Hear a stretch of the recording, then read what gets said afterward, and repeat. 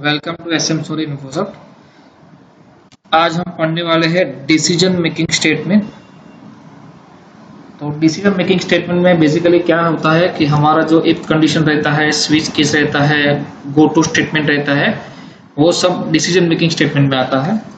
तो आज हम इसके बारे में पढ़ने वाले हैं। पहले देखते हैं सिंपल इफ स्टेटमेंट कि इफ स्टेटमेंट का यूज किस तरह करना है, वो किस लिए यूज होता है।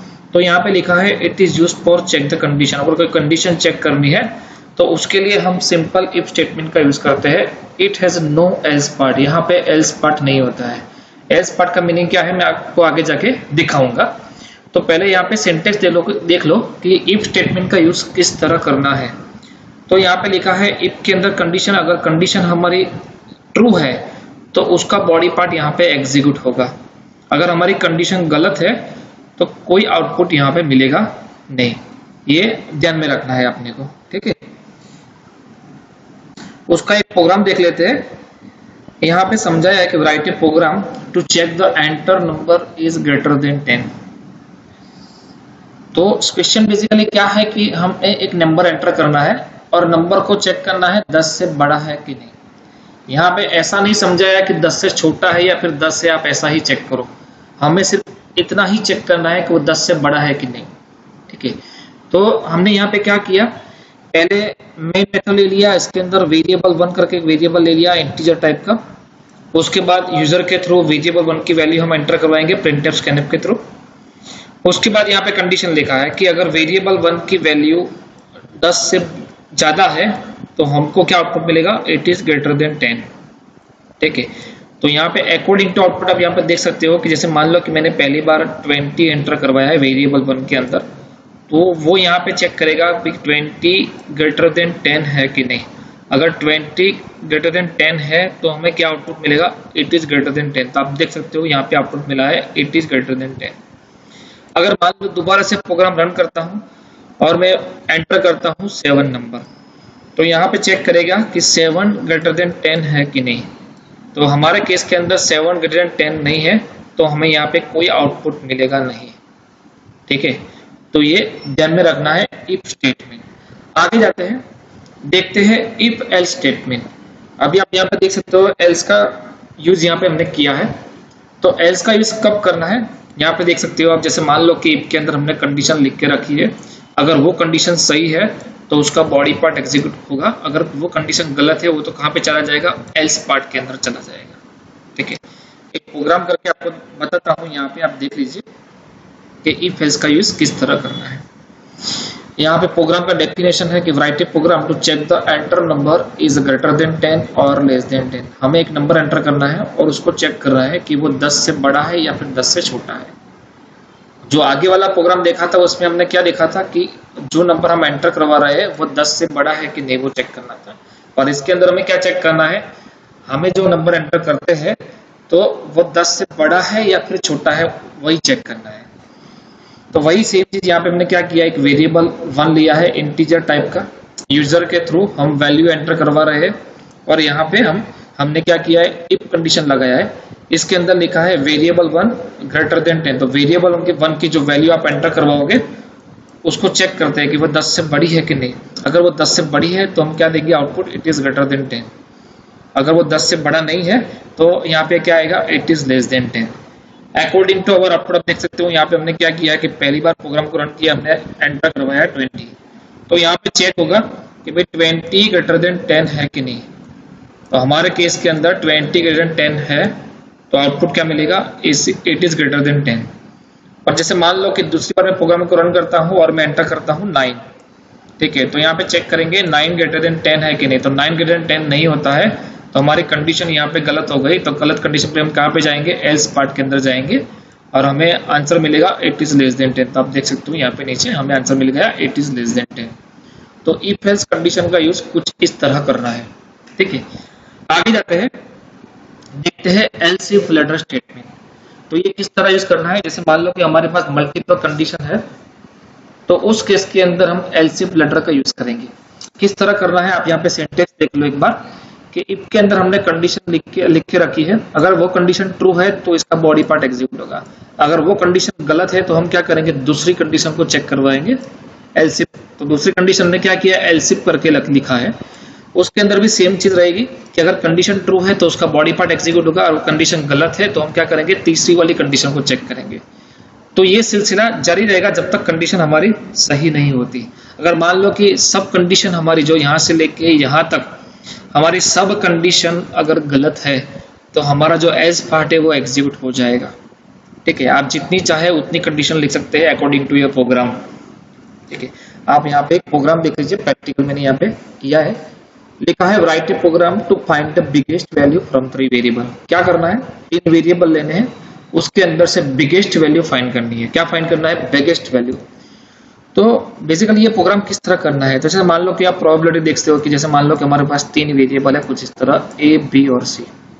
ठीक है, पहले हम क्या करेंगे, जैसे मान लो कि ए को बी के साथ कंपेयर करवाएंगे तो चेक करेंगे भी ए बी से बड़ा है कि नहीं, ए सी से बड़ा है कि नहीं। अगर ए बी और सी दोनों से बड़ा है तो हम क्या प्रिंट कर देंगे, ए इज बिगेस्ट। दूसरी वाली कंडीशन हमारी क्या बनेगी, जैसे मान लो बी को हम वही चेक करवाएंगे ए के साथ और बी को हम सी के साथ चेक करवाएंगे। ठीक है, तो बी ए से बड़ा है और बी सी से भी बड़ा है तो हम प्रिंट करवाएंगे बी इज ग्रेटर।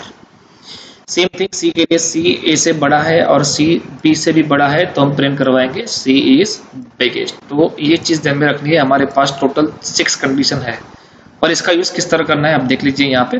ऐसे मान लो कि हमने क्या किया, पहले 3 वेरिएबल ले लिए, यूजर के थ्रू ए की वैल्यू डाल दी, बी की वैल्यू डाल दी और सी की वैल्यू डाल दी।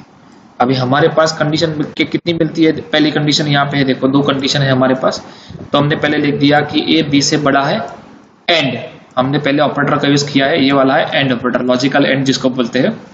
तो ए बी से भी बड़ा है और ए सी से भी बड़ा है तो हम क्या प्रिंट करवाएंगे, ए इज बिगेस्ट। तो हमने यहाँ पे पहली कंडीशन डाल दी है और हमारे दोनों कंडीशन अगर ट्रू है तो हमें आउटपुट मिलेगा ए इज द बिगेस्ट वैल्यू। ठीक है, अभी दूसरी कंडीशन में आते हैं जहां पे हमने लिखा है B greater than A and B greater than C. अभी बी को ए के साथ कंपेयर करना है तो हमने पहले ऊपर ए को बी के साथ ऑलरेडी कंपेयर कर दिया है। ठीक है, तो दोबारा से बी को ए के साथ कंपेयर नहीं करना है, चेक करते हैं दूसरी वाली बी को सी के साथ। हमने बी और सी को कंपेयर नहीं किया है आगे, तो हम करेंगे यहाँ पे कंडीशन चेक करेंगे बी ग्रेटर देन सी है कि नहीं। अगर बी सी से बड़ा है तो हम क्या प्रिंट करेंगे, बी इज बिगेस्ट वैल्यू। आप देख सकते हो एलसीफ के अंदर मैंने लिखा है यहाँ पे कि बी ग्रेटर देन सी है तो B is a biggest value. ठीक है, फाइनली हमारे पास और 2 कंडीशन है सी के लिए, तो जहां पे आप देख सकते हो कि सी को ए के साथ कंपेयर करना है और सी को बी के साथ भी कंपेयर करना है। तो हमने ऑलरेडी पहली वाली कंडीशन में सी को ए के साथ ऑलरेडी कंपेयर कर दिया है तो ये लिखने की जरूरत नहीं है।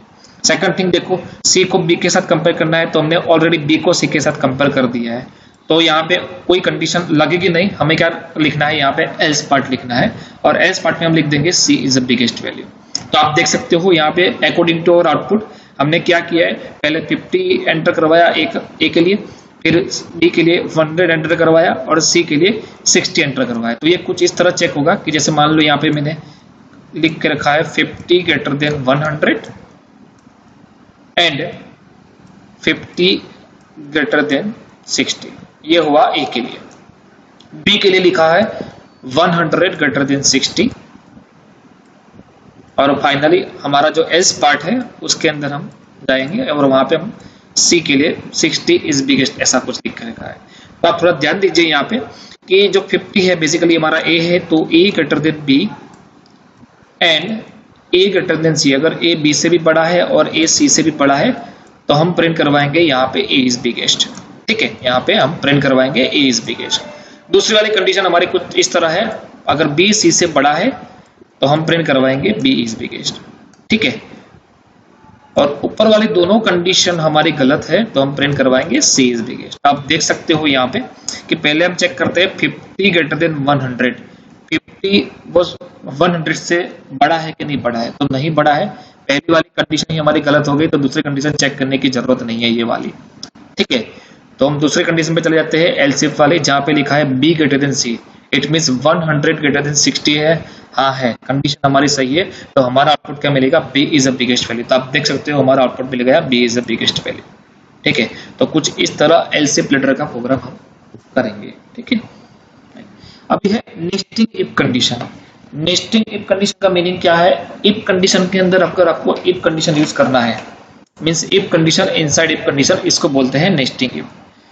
तो इसका सिंटेक्स क्या है, हमको किस तरह यूज करना है, तो आप देख सकते हो यहाँ पे हमने लिखा है इफ के अंदर कंडीशन 1, अगर ये कंडीशन सही है हमारी तो अंदर जाएंगे, अंदर जाने के बाद और एक इफ कंडीशन आएगी जिसके अंदर वही कंडीशन लिखी है, जैसे मान लो कि वही अपनी प्रोबेबिलिटी रहेगी कि अगर ये कंडीशन ट्रू है तो इसका बॉडी पार्ट एग्जीक्यूट होगा, अगर ये कंडीशन गलत है तो उसका एल्स पार्ट हमने बना के रखा है वो पार्ट एग्जीक्यूट होगा।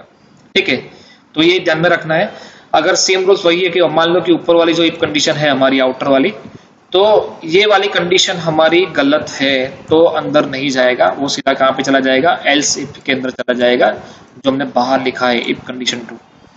ठीक है, तो कुछ नेस्टेड इफ कुछ इस तरह काम करता है। हम एक प्रोग्राम देख लेते हैं, लिखा है write a program to find the biggest value from 3 variable. आप देख सकते हो वही वाला प्रोग्राम है जो हमने आगे पहले सॉल्व किया है कि 3 वेरिएबल लेने हैं, उसके अंदर से बिगेस्ट वैल्यू फाइंड करनी है।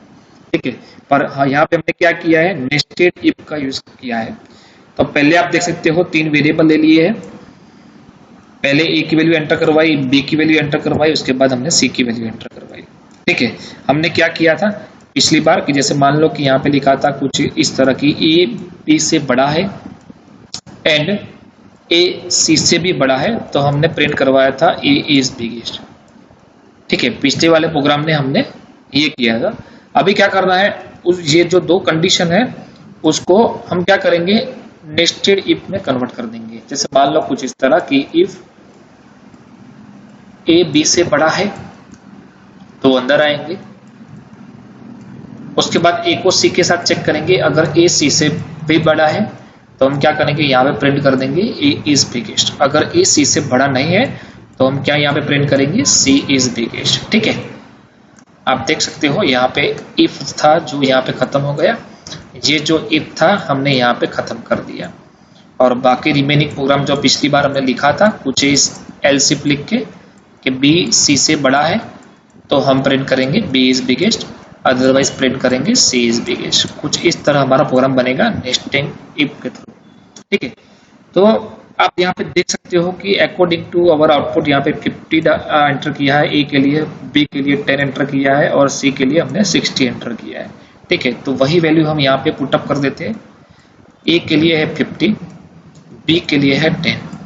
ठीक है, यहाँ पे ए के लिए 50, सी के लिए 60। थोड़ा ध्यान से देखना, यहाँ पे सी के लिए हमने लिखा है 60, यहाँ पे बी के लिए है हमारे पास 10, सी के लिए है यहाँ पे 60। ठीक है, तो आप पहले यहाँ पे देख सकते हो कि हमने हमारी जो पहली वाली इफ कंडीशन है जिसके अंदर हम ए को बी के साथ कंपेयर करवा रहे हैं, तो यहाँ पे लिखा है 50 ग्रेटर देन 10, 50 10 से बड़ा है। ठीक है, 10 से बड़ा है तो हम अंदर आएंगे, हमारी कंडीशन यहाँ पे क्या हो गई, ट्रू हो गई। हमारी कंडीशन ट्रू हो गई तो हम अंदर आएंगे, चेक करेंगे कि 50 ग्रेटर देन 60 है कि नहीं। सी की जो वैल्यू है 60 है, ए की वैल्यू है 50 है, तो 50 ग्रेटर देन 60 है कि नहीं। तो ये कंडीशन हमारी गलत हो गई, 50 60 से बड़ा नहीं है। ठीक है, तो हम कहाँ पे जाएंगे, एल्स पार्ट में जाएंगे और प्रिंट कर देंगे सी इज द बिगेस्ट वैल्यू। तो नेस्टिंग इफ कंडीशन है कुछ इस तरह काम करती है। ठीक है, आपको ये ध्यान रखना है कि नेस्टिंग इफ कंडीशन में हम किस तरह काम करेंगे। ठीक है,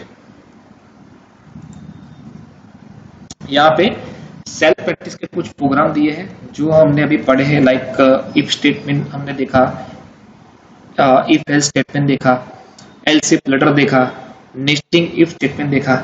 तो हमने अभी जो भी प्रोग्राम पढ़े हैं उसके अकॉर्डिंग मैंने यहाँ पे सेल्फ प्रैक्टिस के लिए कुछ प्रोग्राम दिए हैं। पहला वाला प्रोग्राम है variety program to find the smallest value using 4 variable. हमको क्या करना है, 4 वेरिएबल लेने हैं और उसके अंदर से स्मॉलेस्ट वैल्यू को फाइंड करना है। ठीक है, दूसरा वाला प्रोग्राम है write a program to check the enter number is greater than 100 और लेस देन 100 और इक्वल टू 100। हमें एक नंबर एंटर करना है और उस नंबर को चेक करना है कि वो 100 से बड़ा है, 100 से कम है या फिर 100 वो 100 ही है। ठीक है, तीसरा वाला प्रोग्राम है write a program to find the total percentage and grade of 3 subject. 3 subject के मार्क एंटर करवाने हैं। थोड़ा ध्यान से सुनना कि हमें इनपुट क्या करना है, 3 सब्जेक्ट के मार्क इनपुट करने हैं, उसके अकॉर्डिंग हमको टोटल फाइंड करना है, परसेंटेज फाइंड करना है और हमें ग्रेड भी फाइंड करना है। ग्रेड के लिए हमने कुछ क्राइटेरिया लिख के रखा है कि जैसे परसेंटेज जो हमारा है वो लेस देन 35 है तो हमें फेल दिखाएगा, परसेंटेज ग्रेटर देन इक्वल 35 है और परसेंटेज लेस देन 50 मीन्स हमारे जो परसेंटेज है वो 35 या 35 से ज्यादा है और 50 से कम है तो हमें आउटपुट मिलेगा पास क्लास। सेम वही चीज हमने सेकंड क्लास के लिए भी यहाँ पे यूज किया है। 50 और 50 से ज्यादा है और 60 से कम है तो सेकंड क्लास दिखाएगा। 60 या फिर 60 से ज्यादा है और 70 से कम है तो फर्स्ट क्लास दिखाएगा। 70 या 70 से ज्यादा है और 100 और 100 से कम है तो दिखाएगा डिस्टिंक्शन। ठीक है। फोर्थ वाला प्रोग्राम है write a program to check the enter number is a positive और नेगेटिव और जीरो। हमें नंबर एक ही एंटर करना है और वो नंबर जो एंटर करेंगे उसको चेक करते हैं कि वो पॉजिटिव है या फिर नेगेटिव है या फिर जीरो है। ठीक है। पॉजिटिव मीन जैसे मान लो कि हमने 3 एंटर करवाया दैट इज पॉजिटिव नंबर। जैसे मान लो कि मैंने -2 एंटर करवाया दैट इज नेगेटिव नंबर और अगर हम 0 एंटर करवा दें तो आउटपुट में आएगा 0। ठीक है। फिफ्थ वाला प्रोग्राम है write a program to check the enter number is even और ऑड। हमें एक नंबर एंटर करना है उसको चेक करना है वो इवन नंबर है या ऑड नंबर है। सिक्स्थ वाला प्रोग्राम है write a program to check the enter character is vowel और कांस्टेंट। ठीक है। जैसे हमने पहले भी पढ़ चुके हैं वॉवेल बेसिकली हमारा क्या रहता है A-E-I-O-U। ठीक है। इस प्रोग्राम के अंदर को क्या करना है कैरेक्टर एंटर करना है। अगर वो कैरेक्टर के अंदर आप इस सब कैरेक्टर लिस्ट में से कोई भी कैरेक्टर एंटर करवाते हो, ठीक है, मींस A-E-I-O-U आप एंटर करवाते हो, इस कैरेक्टर में कोई भी एक कैरेक्टर आपको एंटर करना है, सिंगल कैरेक्टर आपको एंटर करना है। ध्यान से सुनना, आपको सिंगल कैरेक्टर एंटर करना है। अगर जो भी आप कैरेक्टर एंटर करते हो वो इस ग्रुप में से है तो हमें आउटपुट दिखाएगा इट इज अ वॉवेल। अगर इस ग्रुप में से नहीं है तो हमें आउटपुट दिखाएगा इट इज एन कांस्टेंट। ठीक है। तो ये चीज आपको ध्यान में रखनी है। जितने भी प्रोग्राम मैंने आपको सेल्फ प्रैक्टिस में दिए हैं या फिर जो पढ़ाए हैं इस पीपीटी के अंदर से, अगर आपको कोई भी दिक्कत है कोई भी क्वेरी है तो मेरा ये व्हाट्सएप नंबर है, आप मेरे इस व्हाट्सएप नंबर के ऊपर आप मुझे मैसेज कर सकते हो, मैं आपको तुरंत ही रिप्लाई दूंगा। ठीक है। अगर कोई भी क्वेरी है तो आप बेझिझक मुझे पूछ सकते हो। ठीक है।